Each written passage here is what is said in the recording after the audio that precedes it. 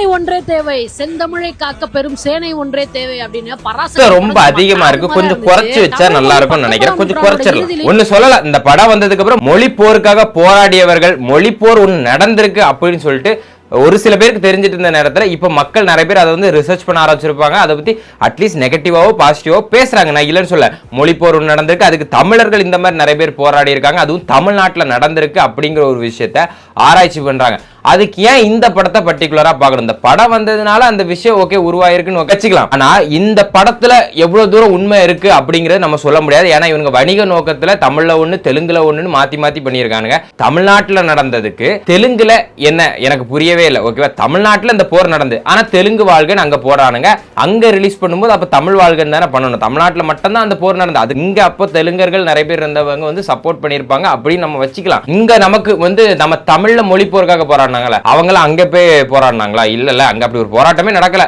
தமிழ் வாழ்கன்னு காட்டுறீங்க சரி, தெலுங்கு ரீமேக்ல போய் எதுக்கு தெலுங்கு வாழ்கன்னு காட்டுறீங்க அப்படின்னு கேக்குறாங்க. முதல்ல தெலுங்கு ரீமேக்ல எதுக்கு தமிழ் வாழ்கன்னு காட்டணும்? அப்படி அப்போ இதுக்காக இந்த படத்தை தான் பார்க்கணுமான்னு கேட்டா கிடையாது. இந்த படம் வந்ததுனால இது குறித்த நிறைய ஆராய்ச்சிகள், அதாவது ரிசர்ச் வந்து நீங்க நிறைய பண்ண வேண்டியது இருக்கு. அதுக்கு யூடியூப் தரவுகள் நிறைய இருக்கு, அது போக நிறைய புக் இருக்கு, நீங்க லைப்ரரிஸ் நிறைய இருக்கு. அங்கெல்லாம் போய் பார்த்து எல்லாத்தையும் எடுத்து ஒரு கோர்வை ஆக்கி அதுல உங்களுக்கு ஒரு அண்டர்ஸ்டாண்டிங், ஒரு புரிதல் கிடைக்கும். அதை ஒரு உண்மையா நீங்க எடுத்து அதை நீங்க ஒரு இதா எடுத்துக்கோங்க, தப்பு கிடையாது. ஆனா இவனுங்க சொல்றானுங்கன்னு சொல்லிட்டு இவனுங்க ஒன் சைடா ஒரு படத்தை எடுத்து வைப்பாங்க, அதுக்கு ஒரு தணிக்கை குழு வச்சிருப்பானுங்க. அவனுங்க கொடுக்கறதா சட்டம், அவனுங்க கொடுக்கறதா டைலாக் ரைட்டிங், அவனுங்க இது இருக்கணும் பாருங்க, இல்லைன்னா இல்லம் பாருங்க அப்படின்னா தூக்கிடணும். ஒன்னும் இல்லை, இவங்க ரைட்டிங்ல தன்னோட சொந்த டைலாக் தான் எழுதியிருப்பாங்க. அதுலயும் நீக்கப்பட்டிருக்கு நிறைய டயலாக், வேற நீங்க இப்படி மாத்துங்க அப்படிங்கிற மாதிரி they are giving suggestions. அப்படிங்கும்போது இதுல எவ்வளவு தூரம் உண்மை இருக்கும்?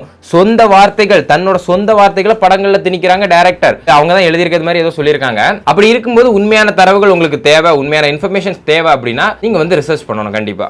நடந்த மொழி போருக்கு பின்னாடி திமுக இருந்துச்சு, திமுக அதுக்கு ஆதரவா இருந்துச்சு. திமுக இருந்த தலைவர்கள், பெரியார், அண்ணா மாதிரியான தலைவர்கள் மேடை போட்டு பேசி மாணவர்கள்கிட்டையும் மக்கள்கிட்ட எக்கா கொக்கா மக்கா, அதாவது ஒன் சைடாவே பார்த்துட்டு இருக்க கூடாது. எப்பவுமே டிஎம்கே அவங்க கொடுக்க 200 300 சொல்லிட்டு நம்ம அந்த ஃபோக்கஸ்ல இருந்தா இப்படிதான் சிந்திக்க தோணும். அப்படியே கொஞ்சம் அந்த தெலுங்கு வெர்ஷனையும் கொஞ்சம் பார்த்துட்டு வாங்க. இங்க தமிழுக்காக தான் இந்த படம் மெயினா ஃபோக்கஸ் பண்ணி இவங்க வந்து தமிழ் போராட்ட தியாகிகளை தான் வந்து முன்னிறுத்தணும் அப்படின்னு நினைச்சிருந்தாங்கன்னா இவங்க வந்து தெலுங்குல டப் பண்ணும்போது தமிழ் வாழ்கன்னு தான் பண்ணிருக்கணும். அங்க வணிக நோக்கம் அடி வாங்கிரும், அங்க படத்தை இறக்க விட மாட்டாங்க அப்படின்னு சொல்லிட்டு அங்க இதை அப்படியே திரிச்சு அங்க ஒரு டப்ட போட்டு விட்டாங்கல்ல. அதுக்கப்புறம் இந்த படத்தை பார்க்கணுமா? சரி, நீங்க சொல்லலாம் இந்த படத்துல வந்து இவ்வளவு போராட்டங்கள் நடந்துச்சு, இதை வந்து நீங்க வேற தரவுகள்ல பாருங்கன்னு சொன்னா இட்ஸ் ஓகே. ஆனா இந்த படத்தை நீங்க தியேட்டர்ல போய் பார்க்கணும், இந்த படத்தை தான் பார்க்கணும் அப்படின்னு சொல்றதுல என்ன இருக்கு? மொழி போரை பத்தி தெரிஞ்சுக்கோங்க அப்படின்னு சொன்னா தப்பு கிடையாது. அது வந்து வேலிட், ஓகேவா? மக்கள் தெரிஞ்சுக்கிற ஒண்ணு, தெரிஞ்சுக்க வேண்டிய ஒண்ணு, அது சூப்பர்னு சொல்லலாம். நீ சம்பந்தமே இல்லாம இந்த படத்தை பார்த்தாதான் உனக்கு மொழி போர் வந்து ஏதோ எல்லாமே புரியும் அப்படிங்கிற மாதிரி எனக்கு புரியல. எதுக்கு இவ்வளவு ப்ரொமோஷன் இந்த படத்துக்கு? ஏன் ஓடிடில வந்த பிறகு பார்க்கலாமே? அப்போ இன்னும் அந்த பீப் அவங்க கட் பண்ண சொன்ன டைலாக் எல்லாம் இல்லாம வருமே நல்ல வெர்ஷன்ல. இந்த படத்துல இருக்க இன்ஃபர்மேஷன் தான் முக்கியம், வேற எதுவும் தேவையில்ல.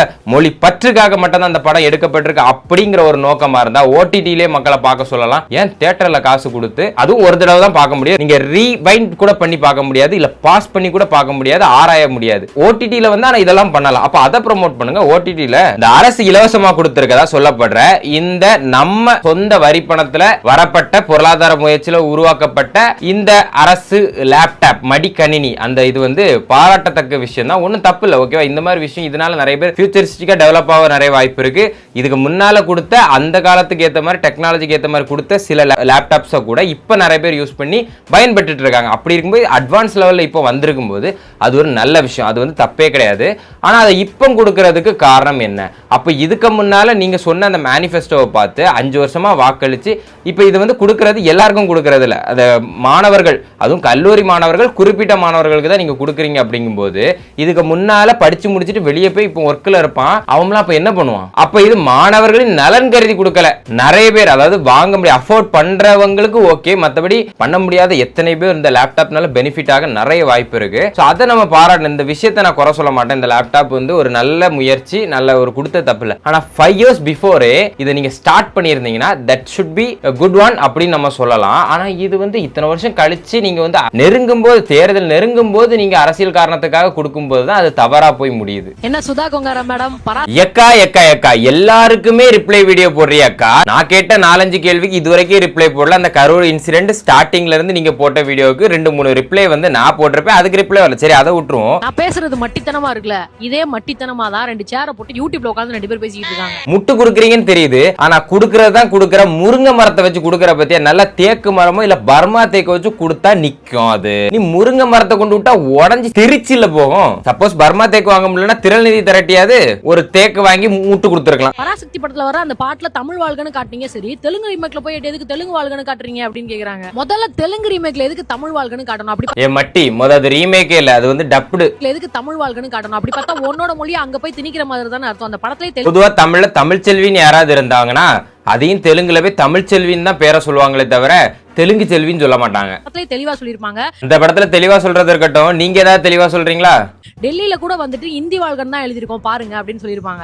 மொழிக்காக நீங்க போராடும் போது உன் பக்கத்து மாநிலத்துக்காரெல்லாம் உட்காந்து பல்லாங்குழி விளையாண்டுட்டு இருப்பான். கரெக்ட் தான். அவங்க மொழிக்கு அவங்க ஏரியால போராடி இருந்தாங்கன்னா அதுக்குன்னு தனித்தனி படம் எடுத்திருக்கணும். அவங்கள வச்சு அவங்களுக்குன்னு தனி ஸ்டோரி எழுதி வேற படம் எடுத்திருக்கணும். இல்ல அப்படின்னா இதே படத்துல தனி ரெஃபரன்ஸ், இங்க ஒரு சீக்வன்ஸ் போயிட்டு இருக்கும்போது அங்க ஒரு சீன் போனது மாதிரி கிரியேட் பண்ணி காமிச்சிருக்கணும். அதை விட்டுட்டு இங்க ஒருத்தர் தமிழுக்காக போராடி இருப்பார்ல, நடராசன் தாளமுத்துல தொடங்கி 1965 மயிலாடுதுறை சாரங்கபாணி வரைக்கும் கிட்டத்தட்ட 12 பேர் உயிர் தியாகம் பண்ணி இங்க தமிழுக்காக போராடி இருக்கும்போது அட் தி சேம் டைம் அங்க வேற ஒரு சீன் வந்து அவங்க அங்க போராடுற மாதிரி காமிச்சா பரவாயில்ல. இங்க தமிழுக்காக போராடினவங்க ரைஸ் மில்ல சாக்குல, அந்த சாக்கு பையில கோணி பையில தமிழ் வாழ்கன்னு எழுதியிருப்பாங்க. அங்க வேற ஒரு சாக்கு பையில அவங்க வேற ஒரு ஃபேக்டரியில அவங்க வேற ஒரு இடத்துல அதை எழுதியிருந்தாங்கன்னா பரவாயில்ல. இதே சாக்கு பைய அங்க கொண்டு வச்சு அதுக்கு மேல எழுதி அதை போட்டா அது தப்பு தான். பஞ்சாப்ல இந்தி திணிப்புக்கு எதிராக போராடினதுல பஞ்சாபி சுபா மூவ்மெண்ட் ரொம்ப முக்கியத்துவமானது. இப்ப பஞ்சாபி மூவ்மெண்ட் ஒண்ணு நடந்து சொல்றீங்களா? அதே பஞ்சாபி மூவ்மெண்ட் தனியா எடுத்து ஒரு சீனா வச்சு ரெஃபரன்ஸ் காமிச்சா பரவாயில்ல. அதே பஞ்சாபி மூவ்மெண்ட படமா எடுத்து இங்க ரீமேக் பண்ணும்போது பஞ்சாபி மூவ்மெண்ட்டுக்கு பதிலா தமிழ் மூவ்மெண்ட்னு போட்டா எப்படி இருக்கும்? அங்க நடந்ததா அப்படி காமிச்சா பரவாயில்லங்க. இங்க உள்ள அதே சீன்ல நீங்க தமிழ் வாழ்கன்னு இருந்த அந்த பர்டிகுலர் கோணி பையில நீங்க தெலுங்கு வாழ்கன்னு போட்டதுக்கு பதிலா இன்னொரு கோணி பையில நீங்க போட்டு வச்சிருந்தா அது தப்பே கிடையாது. எங்க கோணி பை நீங்க தூக்கிட்டு போய் வச்சதுதான் தப்பு. எல்லாத்துக்குமே சேர்ந்து போராடினாங்கன்னா தமிழ் வாழ்க, தெலுங்கு வாழ்க, மலையாள வாழ்கன்னு எல்லாத்தையும் சேர்த்து போட்டிருக்கணும். இல்லைன்னா எல்லா லாங்குவேஜும் வாழ்கன்னு சொல்லிட்டு ஒரு கோணி பையில மொத்தமா போட்டிருக்கணும். இப்படி பிரிச்சு போட்டு வணிக நோக்கத்துல அடிக்க விடாது. தெலுங்கு ரீமேக்ல எதுக்கு தெலுங்கு வாழ்கன்னு காட்டணும்? அங்கேயும் தமிழ் வாழ்கன்னு காட்டலாமே அப்படின்னா நம்ம பாட்டையும் இப்பெல்லாம் போராடி நம்ம மொழியை காத்திருக்கான்னு நமக்குள்ள உணர்ச்சி ஏற்படுத்துறதுக்காக தமிழ் வாழ்கன்னு காட்டின மாதிரி அவங்க பாட்டையும் இப்பெல்லாம் போராடி அவங்க மொழியை காத்தான் அப்படின்றதுனால அவங்களோட இளைஞர்கள் மத்தியில உணர்ச்சி ஏற்படுத்துறதுக்காக தெலுங்கு வாழ்கன்னு காட்டுறதுல என்ன தப்பு இருக்கு? கரெக்ட் தான். ஆனா அதுல இருக்கிறதுல எங்க பாட்டம் தானே, அவங்க பாட்டம் யாரும் இல்ல. அதுல இருக்கிறதெல்லாம் தமிழ்காரங்க தமிழுக்கு போராடினவங்கன்னு சொல்றீங்க.